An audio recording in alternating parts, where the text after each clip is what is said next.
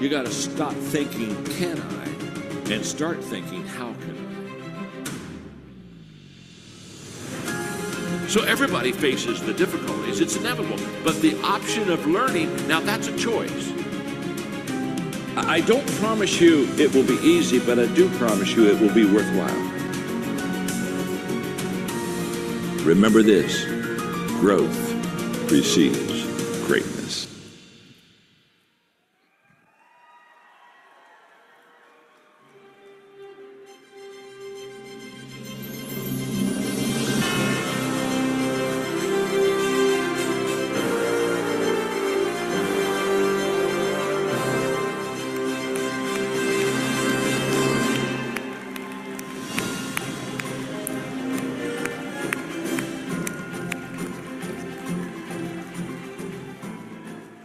Wow, so good to see you today. Please be seated. Hey, I love you too. Good to be here with you. I'm very excited. Let's sit down. Let's get acquainted. What do you say, okay? All right. My name is John, and I'm your friend. On the count of three, give me your name. 1, 2, 3. Nice to meet you. I'm so excited about being here today with you. It's such an honor to be with your company, and you have such a wonderful organization. Aren't you proud to be part? You have good leadership. You're doing good things to help a lot of people, and you're just really making a huge difference, and I'm so excited to be here. I'm going to ask if my light people, could you do me a favor and turn the lights up a little bit in the auditorium? I would like to, oh, this is going to be so good. Could you turn it up a little bit more for me? Because the more you turn it up, the better they look. I've had some audiences where I ask them to turn the lights down. And said, well, keep going down. But look at you. Look at this. You look wonderful. Wow. We're going to have so much fun. We're going to learn something now for the next hour, and we're going to be able to do our business better and live life better. I'm just thrilled. I spoke yesterday evening in New Orleans, so I jumped on the plane and came in here this morning, but I've just been looking forward to being with you very, very much. Now, could we keep the lights up? To the crew. I'm sorry. Thank you. Yeah, just keep them up. That's good. And the reason thank you. I want the lights up for a couple reasons. I want the lights up in the auditorium. In fact, if you can get them any higher, please do that for me too. The reason I want the lights up, first of all, is I want to see you, because look at this. Oh, let's give them a hand. Come on, let's give them a hand. This is beautiful. I want the lights up so I can see you. I want the lights up to see who my family is, okay? And then I want the lights up because you're going to take notes. I'm not here to entertain you. I'm here to train you. I'm here to develop you. It's going to get better. Just trust me. But at the end of this hour, you're going to have some notes and things that are going to just absolutely be life-changing for you, and that's exciting to me very, very, very much. In fact, look at your neighbor and tell him, say, you're about to learn something. Go ahead and tell them that.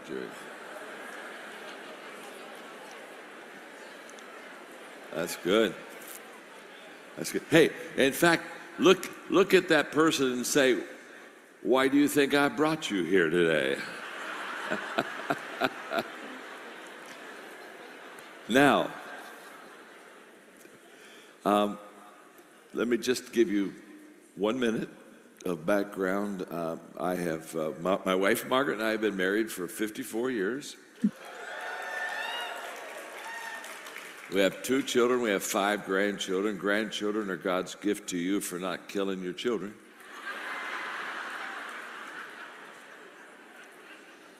And if you have grandchildren, you know that's the joy of your life. I was with all of our grandchildren and their parents the other day, and I was telling our grandchildren how much better they are than our children were. And it's really true. In fact, they're much better, much better. And of course, the grandchildren are just loving it and beaming, and it was going really well until my son said, well, of course, your grandchildren are better than your children. He said, because they're our children. Well, that's the last time I'll talk about that. Let me just have a little fun with you for a minute, and then we're going to teach hard. You get wisdom when you're 65, okay? You just do. I'm so sorry. Some of you have a long time to wait, I can see. But you do. You get 65, and all of a sudden you begin to understand things that you just didn't understand before. And one of the things you understand is life. You just understand life. And so I'm going to read something to you for about a minute and a half. And this is going to explain life to you. You've never had life explained to you like this, but when I'm done, you're going to say, oh, John gave me some of his wisdom, okay? So here we go. Just kind of fasten your seatbelts. On the first day, God created the dog. God said, sit all day by the door of your house, bark at anyone who walks by. I'm going to give you a lifespan of 20 years. The dog said, that's too long to be barking. Give me 10 years and I'll give you back the other 10, and God agreed. On the second day, God created the monkey. God said, entertain people, do monkey tricks, make them laugh. I'll give you a 20-year lifespan. And the monkey said, how boring, monkey tricks for 20 years? I don't think so. The dog gave you back 10 years, so that's what I'll do too, okay? And God agreed. So on the third day, God created the cow. God said, you must go out in the field with the farmer all day long, suffer under the sun, have calves, give milk to support the farmer. I'm going to give you a lifespan of 60 years. The cow said, it's kind of a tough life you want me to live for 60 years. Let me have 20 and I'll give you back the other 40. God agreed. So on the fourth day, God created man. God said, eat, sleep, play, marry, enjoy your life. I'll give you 20 years. Man said, what? Only 20 years? I'll tell you what, I'll take my 20, add the 40 the cow gave you back, the 10 the monkey gave you back, the 10 the dog gave you back. That makes 80, okay? Okay, God said, you've got a deal. Here comes the wisdom. So that is why, for the first 20 years, we eat, sleep, play, just enjoy our life. For the next 40 years, we slave in the sun to support our family. For the next 10 years, we do monkey tricks to entertain the grandchildren. And for the last 10 years, we just sit on the front porch and we bark at everybody that goes by. You've just had life explained to you. Isn't that fun? Wow. Let's talk. If I could have each one of you, if I could just have you one-on-one sit around the table with me right here, and we could just have a one-on-one conversation. And you look at me and you say, John, I really want to do well in this business. I mean, I love it. I'm doing good, but I'd like to do better. Let me just, well, maybe I'd stop here for a moment and ask you, how many of you would like to improve and do better in your business? Huh? Okay, good, okay. Just want to make sure I was talking to the right crowd. And you said, how can I do that? I mean, you've got a little time. Talk to me about how do I improve myself, build my business, help more people. How do I do that? Well, if you would ask that question, I would do the teaching I'm about to give you, because this is life-changing. I will promise you, for many of you in this auditorium, things are just about to change for you. And they're about to change for you because you're going to discover, you're going to learn, you're going to be able to apply something that is just going to help you to to get better. When I help people succeed, and I had a lady the other day say to me, John, the reason you're so successful is this. You're very successful because you help people become very successful. And that's really what I do. I've been doing this for 50 plus years. And what I'm going to do is I'm going to help you because you're such beautiful people and you really want to do well and you deserve to do well.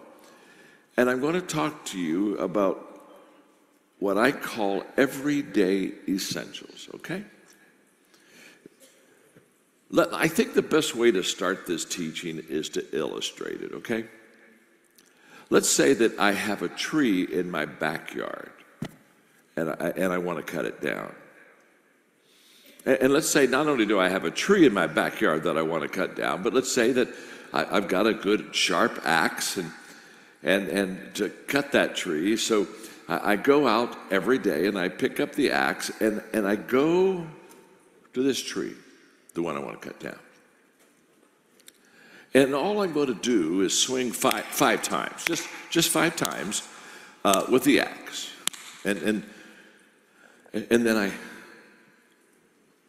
put the axe back, and the next day I go back, and I go to the same tree every day. And interestingly enough, all I do every time is swing 5 times, just 5 times. And I put the axe down. But I do it every day. Same tree, same axe, every day.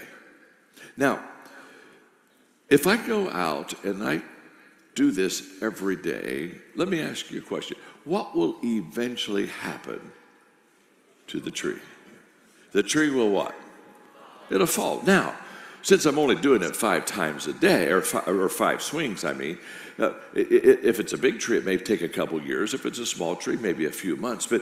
But here's what we know. If every day I pick up the axe and I go to the very same tree and I swing 5 times, eventually the tree will fall. Now, I call this the power of 5. There are in your life, in your business, the business you're here right now, there are 5 essentials that if you do every day, you will become highly successful.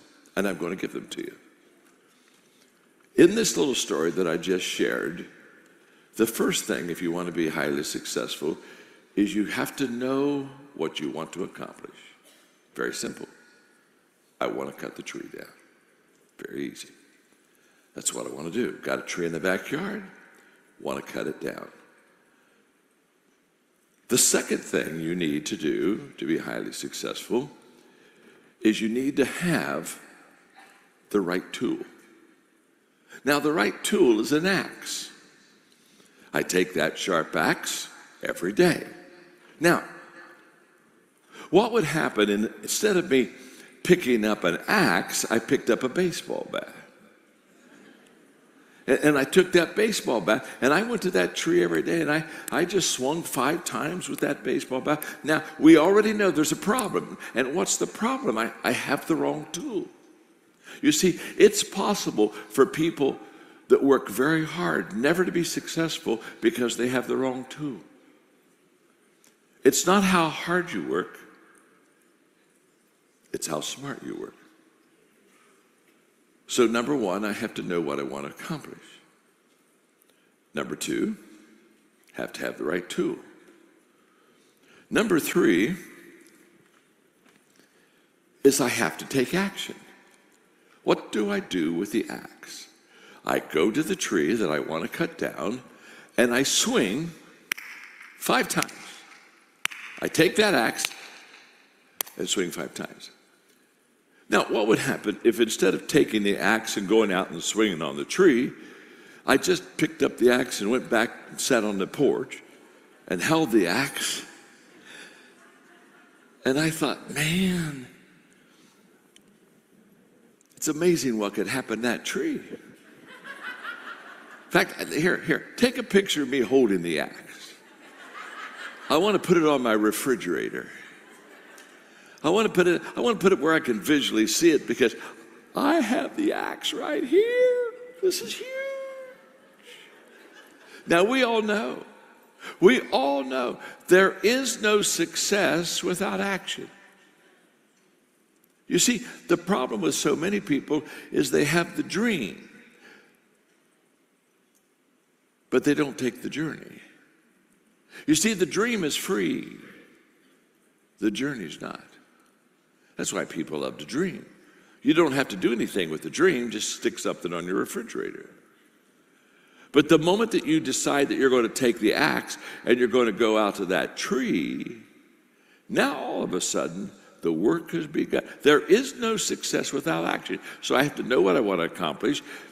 I have to have the right tool. I have to take action. Number 4 is I have to stay focused. I have to stay focused. So what happens if I go in my backyard and I get the axe and I look in my backyard and I see another tree?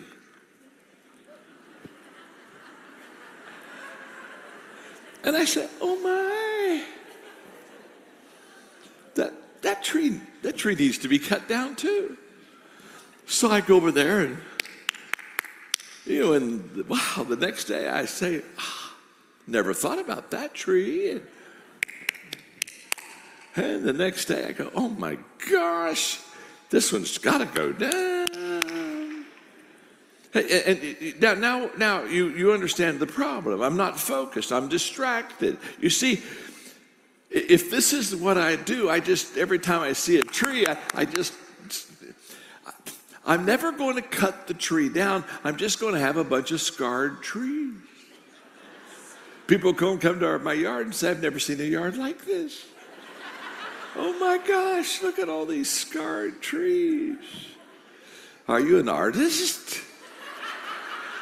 No, I just can't stay focused. You got to know what you want to accomplish. You got to have the right tool. You have to take action. You got to stay focused. And number 5, you have to be consistent. You got to be consistent. But did you hear how many times in this little story the word every day? Every day. Every day I get the axe. Every day I go to the tree. Every day I swing 5 times. Every day I stay focused. Every day. That's why I call this everyday essentials. Consistency compounds. This is huge. It compounds. A lot of people, when they get excited about a new job or what they're doing, they go for intensity all day. I'm not going for intensity, I'm going for consistency. I would rather you do the right thing, the 5 essentials every day for a little while, than do intensity for a week and then quit. Consistency always beats intensity, every day. So what we're going to do is we're going to look in a moment at your business, and we're going to ask ourselves, what are the 5 things that you really need to do every day to be very successful in the business that you have? This is huge. Now, let me just explain for a moment. I'm an author. I write books. I've been writing since 1979. I've written 90 books now. I had a lady the other day said, "You've written 90 books?" I said, "Yeah." Well, she said, "You've written more books than I've read." And really, let's just kind of relax here for a moment. Think about it. If you've written 90 books, the only thing that means is you're old. Huh? Come on, talk to me. If you're not old, you can't write 90 books, okay? But then people ask me, they say, "How did you write 90 books?" The power of 5. There are 5 essentials in being an author that are essential. Every day. Every day. Every day I read, every day I think, every day I file, every day I ask questions, and every day I write. Every day I read, every day I think, every day I file, every day I ask questions, every day I write. Guess what I do every day? Every day I read, every day I think, every day I file, every day I ask questions, every day I write. Somebody came up to me when I was doing this one time and they said, now what do you mean by every day?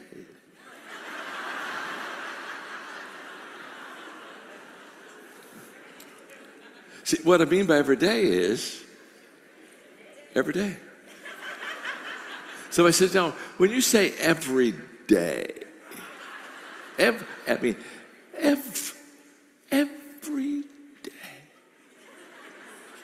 What do you do on your birthday? Guess what?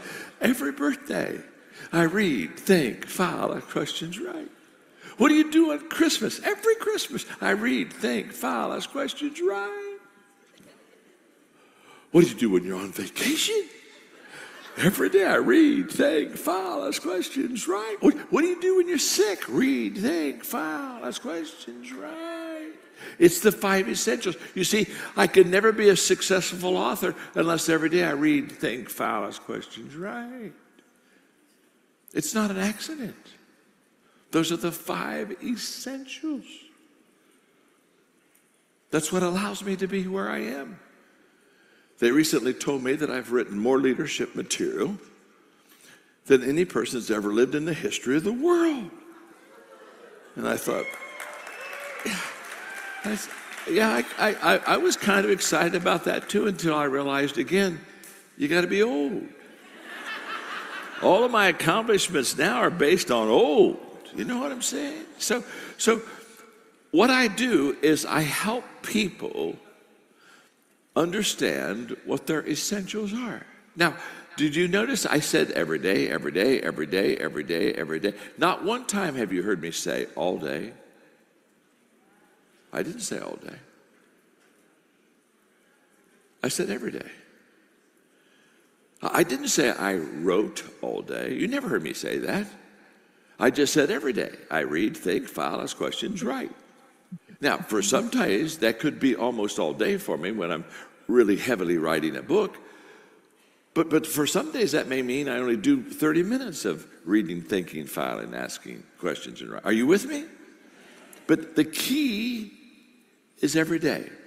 When you can put, okay, we're going to really start teaching now. When you can put consistency with priorities, when you prioritize your life very well and you're consistent in following up on those essentials, that's why I call this everyday essentials. When you can do those two things together, this begins to be absolutely ridiculously off the charts. It just does.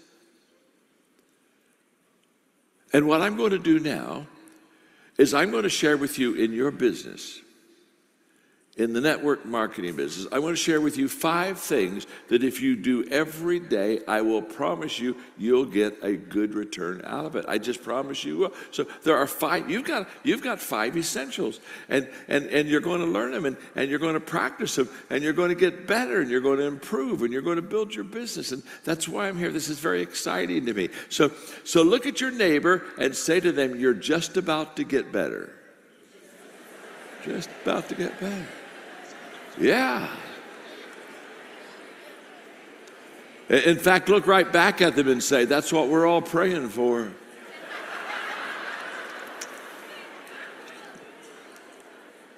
There are 5 things that are essential that matter in your business.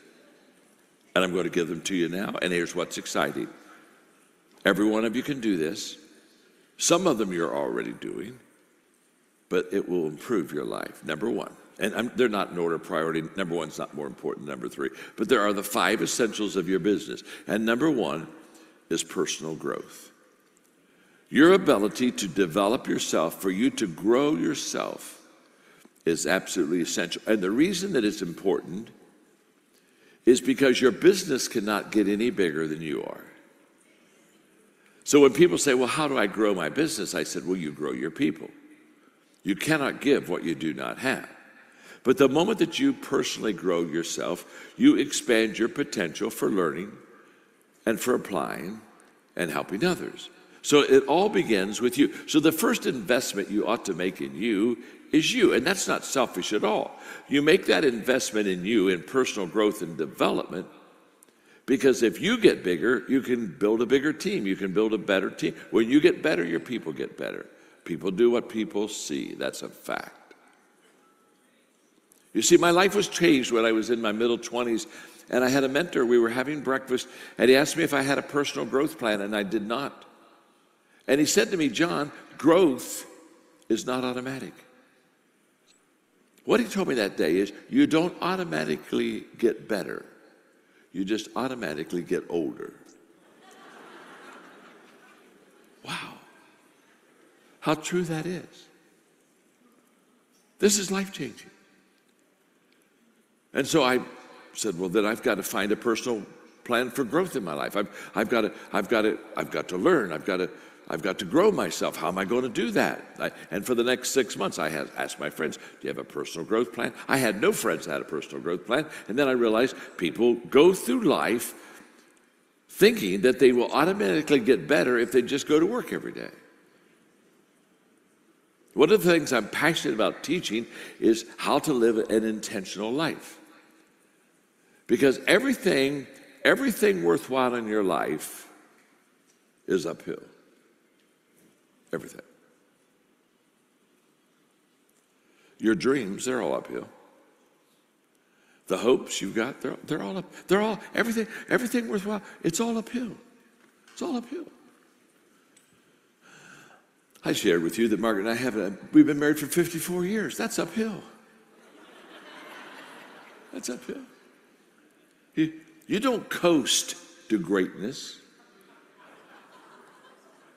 You never hear a successful person being interviewed and they ask him, how did you get to the top of the mountain? And you don't see that person say, oh my gosh. Ooh. Wow. I have no idea. This is huge. I just woke up and here I am. You're not on top of the mountain, you're on drugs.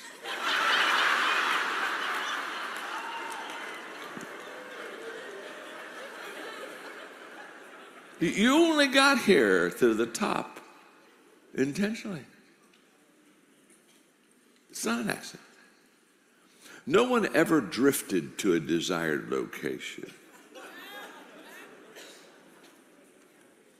So here we go. You have to be intentional. Everything worthwhile is uphill. The challenge is, here's the challenge. The challenge is this. We have uphill hopes, but we have downhill habits.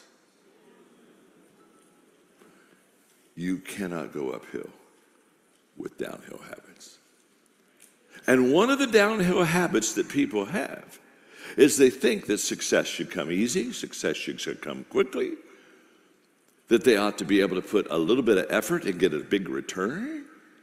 Huge bad habits.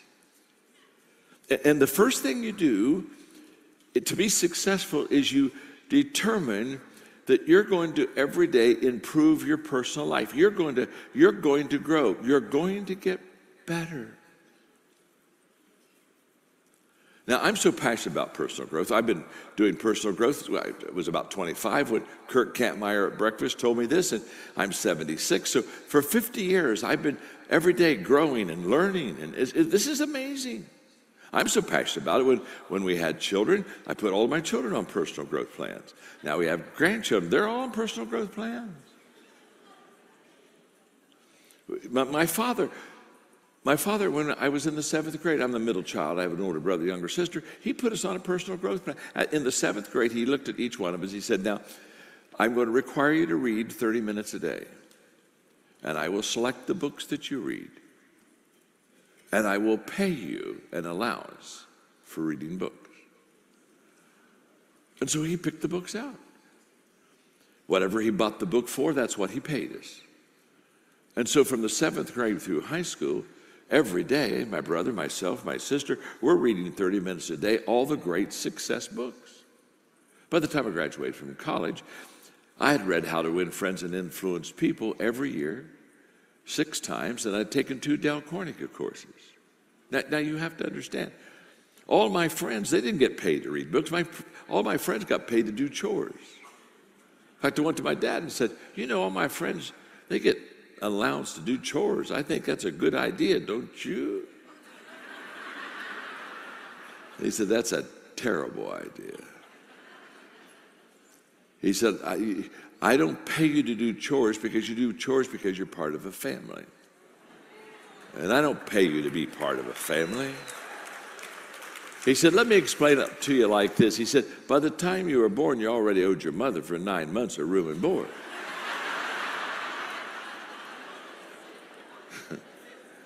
So he said, shut up and take out the garbage. And then he said, why would I pay you to take out the garbage unless I wanted you to grow up to be a garbage man? I put my money where my values are.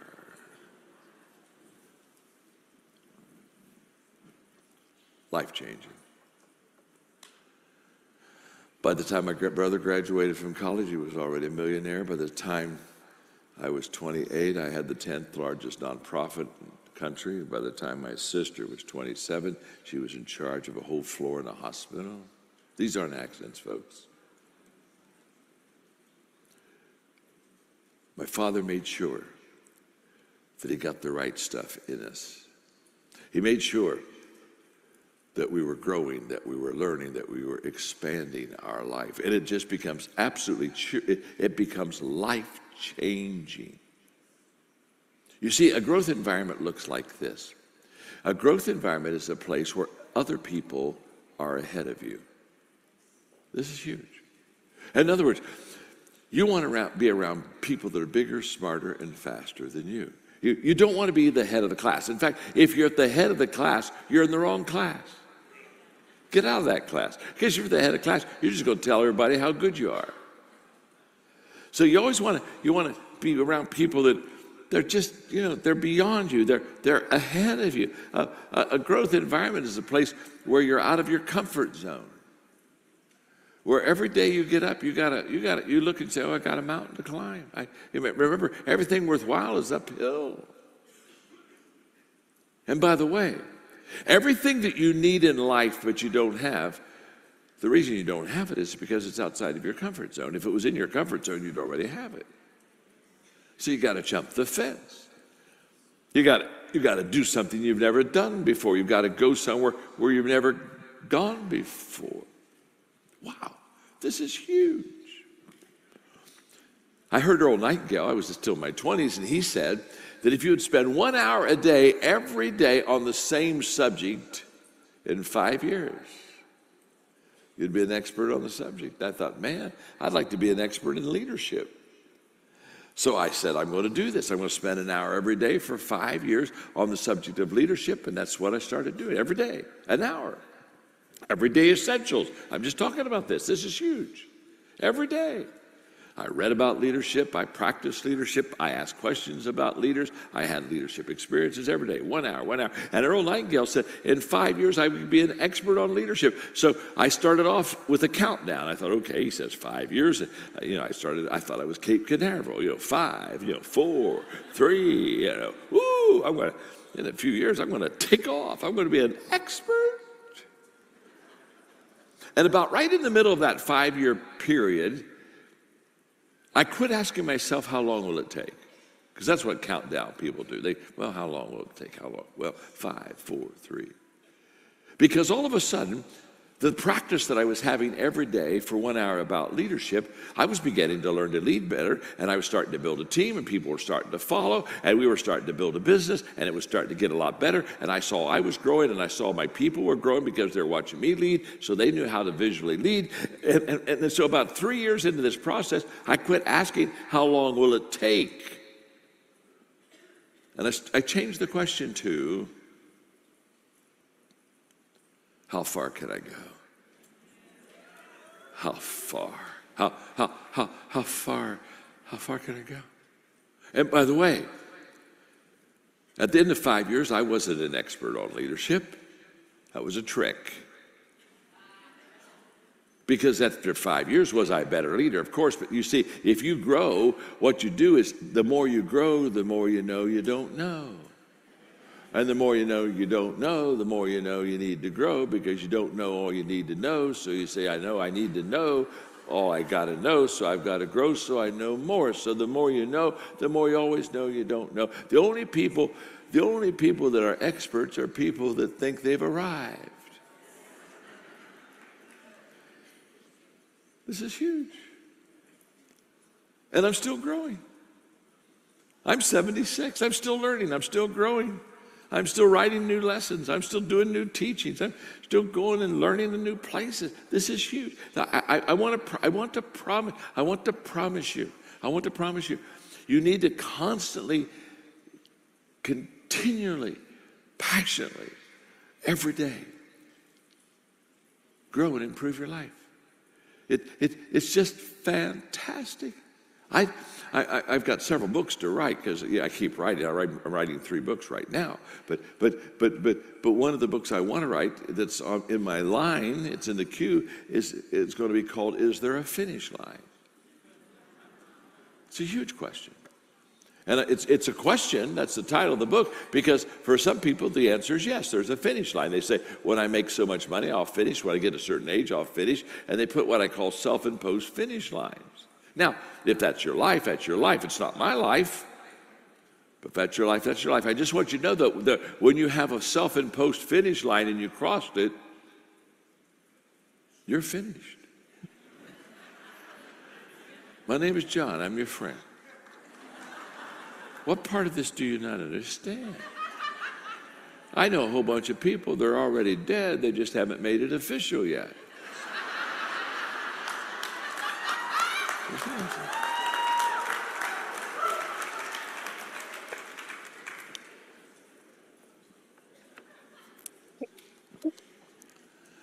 I was having lunch with my dad when he was 92.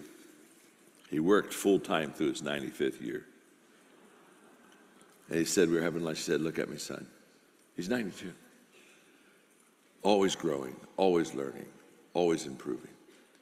At 92. He said, son, he said, I've been thinking about it. He said, I think my best days are still ahead of me. He's 92. He's 92. I know people 22 who can't say that. You can only say your best days are ahead of you because if you're growing, because the only guarantee that tomorrow is going to get better than today is that you're growing today. So the first essential, we got 5 of them, but the first essential in your business is to continually grow, continually learn, continually develop. I wrote a book called The Power of 5.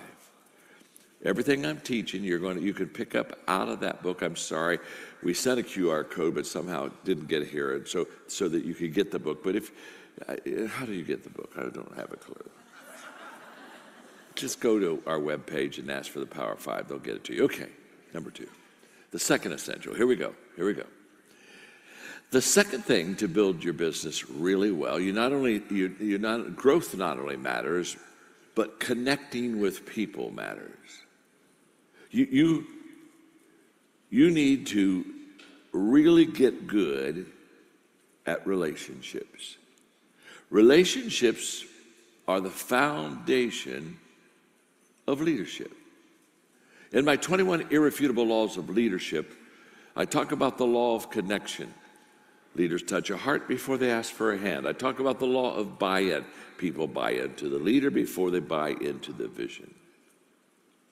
So what you need to do in your business is always make sure that you're connecting with your people, that there's a great power in proximity. Relationships are so essential, as you know, in this business. So, how do I do that? There are many simple things that I teach in this area of connecting. The first thing I would just say to you very quickly is the fact that you've got to ask yourself, am I a plus in people's life or am I a minus? Okay? If you're a plus in people's lives, it means you add value to people. If you're a minus in people's lives, it means you suck life out of people.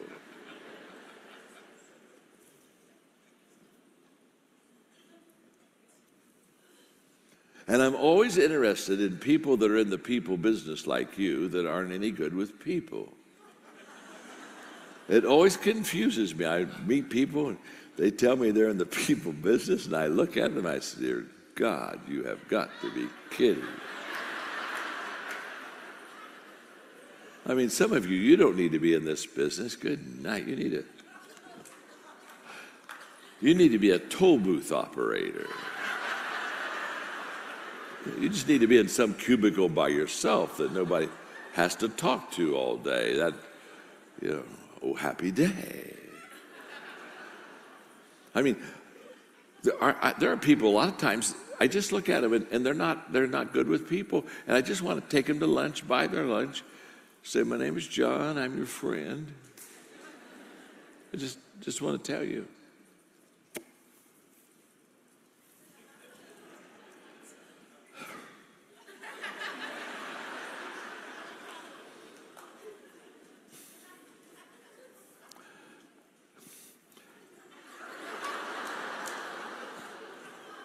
People don't like you.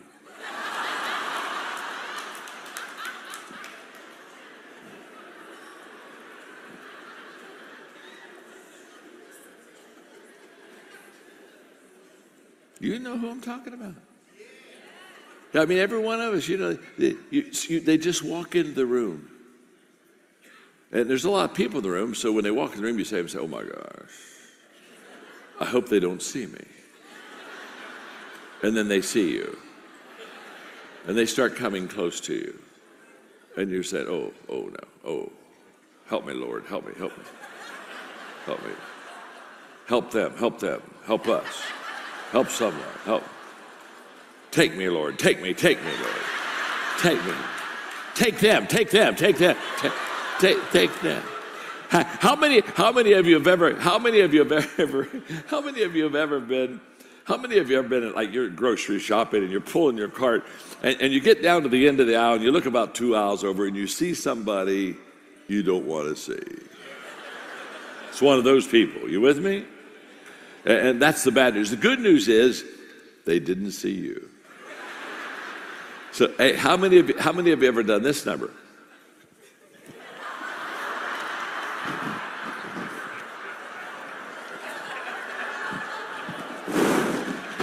How many of you ever hidden from somebody? Come on, talk to me. Come on, talk to me right now.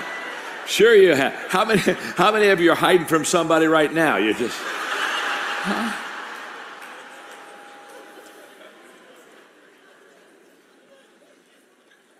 So how do we develop our team to be plus people? It's very simple. There are 5 things I do every day. 5 things to add value to people. They're so simple. You can practice them. It doesn't take long. And it will make you a Pied Piper of people. Every day. Number 1, I value people. I just value people. You say, now who do you value? I value everyone. You say, wow, everyone? Yeah. Now, I'm a person of faith. I'm not trying to put that on you, but the reason I value everyone, I had a person the other day say, well, you don't even know me. How can you value me? I said, it's very simple. God created you. If God created you, it's not complicated. He values you, I value. So every day I value people. Number 2, every day I think of ways to add value to people. You see, I knew I was going to talk to you this morning, so I jumped on the plane in New Orleans, and I pulled out my iPad, and I began to think of what I wanted to teach you and what I could say here. I'm thinking ahead of the people I'm going to meet, saying, how do I add value to them? So every day I value people. Every day I think of ways to add value to people. Number 3, every day I look for ways. I look for ways to add value to people. And here's what's beautiful. If ahead of time you think of ways to add value to people, you'll see ways to add value to people. Every day, number 4, I do things. Every day. Every day I do things that add value to people. I make sure that I do things that add value to people. And number 5, every day I encourage other people to add value to people. I do that every day. I value people, think of ways, look for ways, do things, encourage other people to add value to people. I do that every day. It's so simple. It is so incredibly life-changing.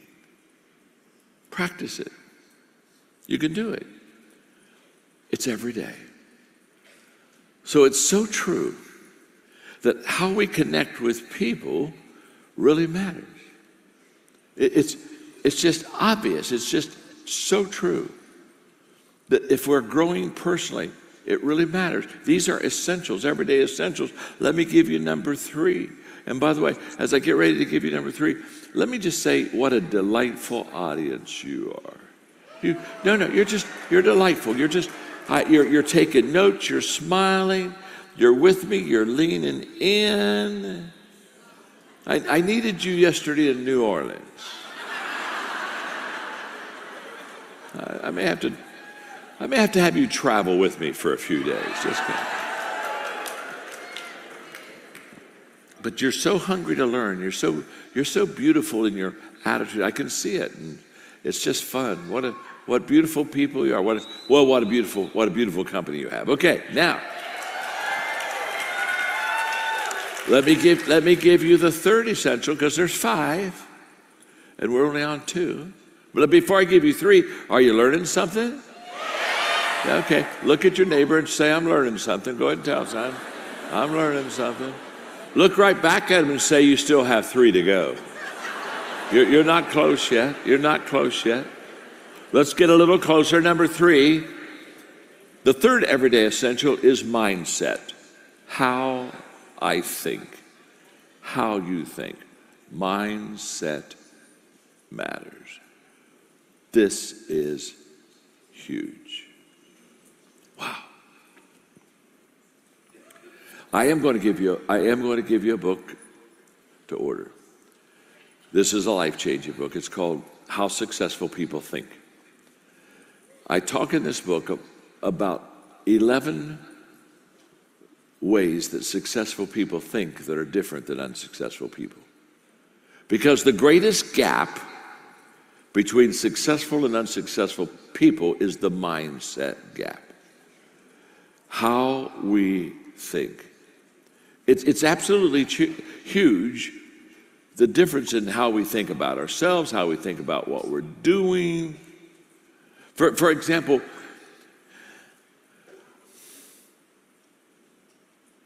you don't have to believe in me for me to be successful, but I have to believe in me. And you have to believe that I believe in me. So I know a lot of people that family maybe don't believe in them, or friends say, oh, that'll never work, you won't make it. I mean, how many of you had people, as you got into the business, they said, oh, this isn't going to work? I mean, how many of you know what I'm talking about? Of course you know what I'm talking about. But you can be successful without other people believing in you, but you can't be successful without you believing in you. And so this, thank you for that. Well, it's all right. Don't press it. Don't press it. It's all right. Don't press it. I'll say something maybe better, and 5 or 6 will clap next time. And let me just say this. It's important for you to choose to believe in yourself, and it's important for you to choose to believe in your purpose. You've got to have personal belief in you, and you have to have purpose belief in what you do. And you have to put them together. And if you don't put them together, it won't give you the return you want. For example, if I have low personal belief, I don't believe in me, and I have low purpose belief, I don't believe in what I'm doing, I won't even get started, okay? Now, if I have high personal belief in me, but I have low purpose belief, in other words, I really believe in me, but I really don't believe in what I'm doing, I won't continue, I'll quit. People that quit, what happens is that they have low purpose belief.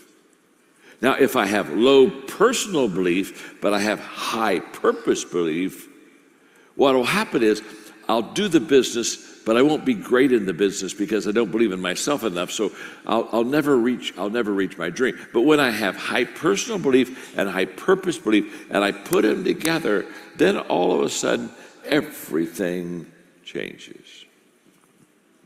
So there's so much I could talk to you for all day about mindset, how we think. But one of the things when I teach is I talk to people about their attitude, their mindset about failure. Because a lot of people really get tripped up with failure. And I'm just here to tell you that, in fact, I just wrote a book. I wrote a book, and I've already finished the manuscript, but I'm not putting it in yet because I'm writing another book that I want to get in front of that book. I'm so sorry. I'm so sorry. It happens to me all the time. In fact, I was talking to God the other day.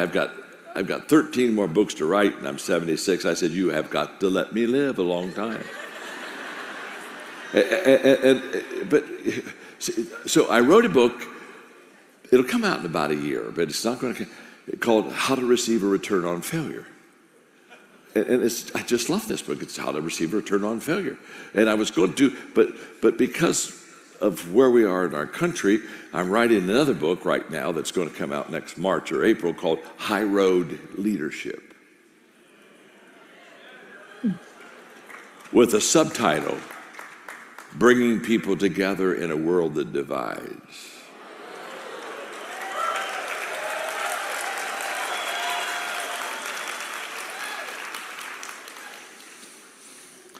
So I had to bump the return on failure. But they're coming out. Just relax. Live long enough, you can get them all.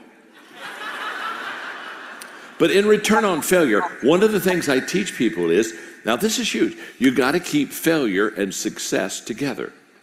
And people don't do this. What people do is they want to remove themselves from failure as fast as they can. So in our culture, people say, succeed, don't fail. Oh my gosh, do it right. Oh, don't do it wrong. Hey, don't mess it up.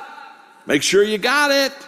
And we divide success and failure. Success and failure is not supposed to be divided. It's never been supposed to be divided. And it doesn't work when it's divided. You got to put success and failure together because success needs failure right beside it, and failure needs success right beside it. And here's why. Here's why. Because that's the way our life is. You don't go through life and say, oh my gosh, this month has been huge. All I've had is wins, no failures. It's just woo, woo. Or, no. Don't we have good parts of a day and bad parts of a day? Don't we have wins and losses? I mean, I don't go through a day without a win or two and a loss or two. I mean, you got to keep them together. And the reason you got to keep them together is this. Okay, let's say you're on a roll. You got a couple days, you just kind of kick it and you're successful. You got to keep failure right beside that success because when you really start doing good, if you're not careful, you can get arrogant. But if you keep failure right beside success, it gives you humility. Because Bill Gates said success is a lousy teacher. It makes people think they can't lose. You keep failure with your success, and you have a humility even in the middle of your success. And by the way, when you're not doing good and you're in the ditch and you're messing up and you're having some failures, you got to keep success right beside it, because if you keep success by your failure, it will give you resiliency. And you'll say, oh my gosh, this wasn't a real good day, but guess what? I'm going to get back up. I think I can do it again. Now see, this is all about mindset. And it's so essential for you and me to always understand that the mindset that we have is a choice.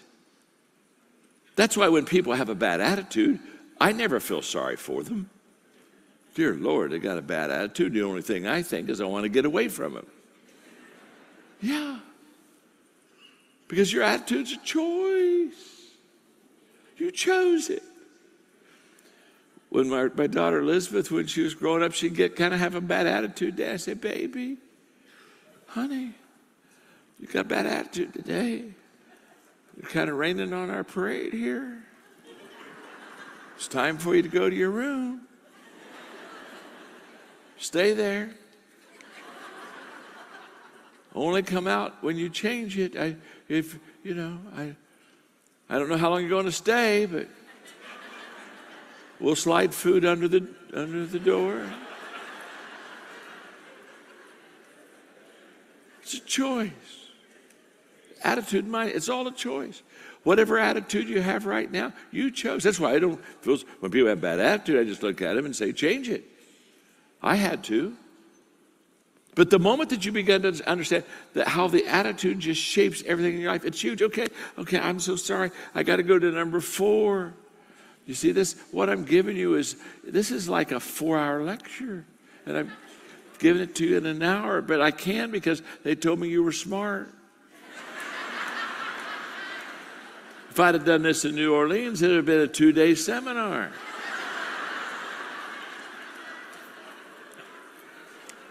The fourth,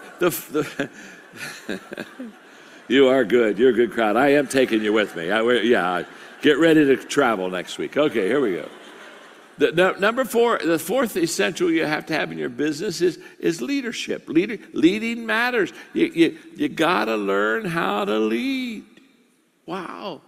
That's huge. You got to learn how to lead. Why? Because everything rises and falls on leadership. End of story. It's just been true for centuries. It's true in government, it's true in business, it's true in education, everything. In your business here, the people that will build the biggest business are the people that are the best leaders. Everything rises and falls on it. That's why I give my life to leadership. That's why and what causes leadership to rise? Good leadership skills and good values.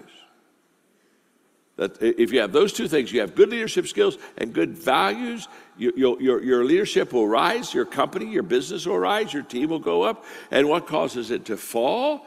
Bad leadership skills or bad values. Either one will cause it to fall.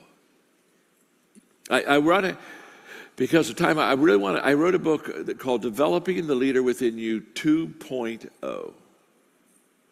In that book, I give you 10 things that you need to work on and practice on to be a great leader.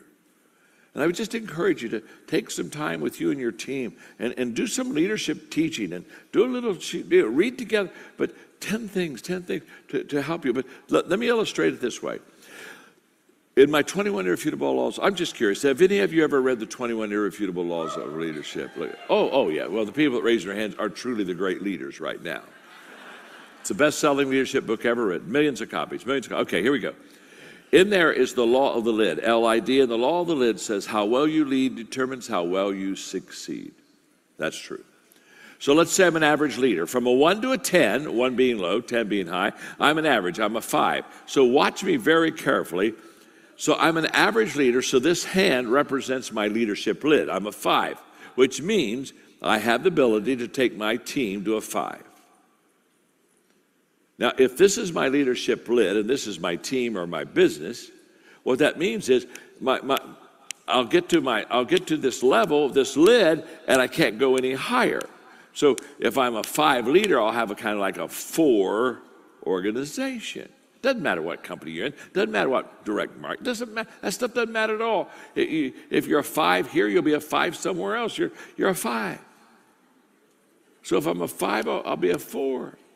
Now, when I do Q&A, sometimes people ask me the question. They'll say, "John, are leaders born?" And whenever they ask me the question, "Are leaders born?" I always give them the same answer. Of course they are. Think about that question.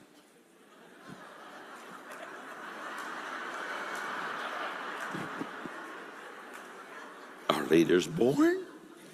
I think so. I've never met an unborn leader. Don't particularly want to. Thank you very much. Now, what they're asking, they're not asking are leaders born. They're asking when people are born, are some of them people they got it, and if they got it, they go to the front of the line, and if they don't got it, they go to the back of the line. That's what they're asking. Now, here's what's incredible. You can learn to lead. You can improve your leadership. You can improve your leadership. I know that. We have the largest leadership training company in the world. We train 6 million leaders in every country in the world. I got this down. So if you're a 5 as a leader,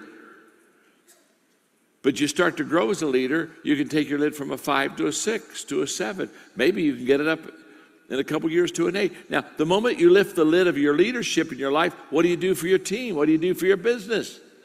They just go from a 4 to a 5 to a 6. You see, you lift your lid to build your business. The better you lead, the more that you can get accomplished. Oh, you got it. You're so smart. I got to give you number 5. The reason I've got to give you number 5 is my time's up.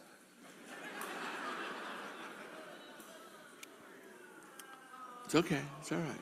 Hey, it's all right. Aren't you traveling with me from now on? Okay. Let me give you the 5th essential, because it's so essential. And I won't have time to talk about it today, but I'll just give you one little thought. I'll just give you a minute thought, and then I'll get off the stage because you got other important things to get accomplished. The last thing, the essential in your life, is significance matters. Significance matters. Wow. And let me just explain significance to you. Success is what I do for myself. Success is the homes I have, the plane I flew on over here today. It's my stuff. Success is about me. Significance is about others. And let me tell you something. I know a lot of unhappy, successful people. They got all the stuff, but they're not happy because they're living for themselves. But significant people, people who give their life, the only reason I'm here today is for significance. I'm not here for success. Good Lord, I've already had a lot of success. I'm not here for money. I already got money. I'm here because I want to add value to other people. And you show me a person that is significant, and I'll show you a person that has a smile on their face. They're very fulfilled. You want to make sure one is too small of a number to achieve greatness. Selfishness and significance is not compatible. I had a lady the other day come up to me and said, "I just want you to know I'm just not a selfish person." And I looked at her and smiled, and I thought to myself, "No, you're a delusional person." We're all selfish. We all have selfishness in it. Come on, talk to me. Are you all right? We all got that. If you don't think you have any selfishness in me, let me just ask you the question. The next time somebody takes a picture with you and your friends, and they show it to you, who is the first person?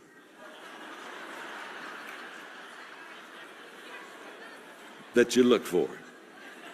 And if you look good, you say, "Oh my gosh, great picture. Hey, send that to me." And if you don't look good, you say, "Oh, do it again, do it again, do it again, do it again, do it again, do it again." Of course.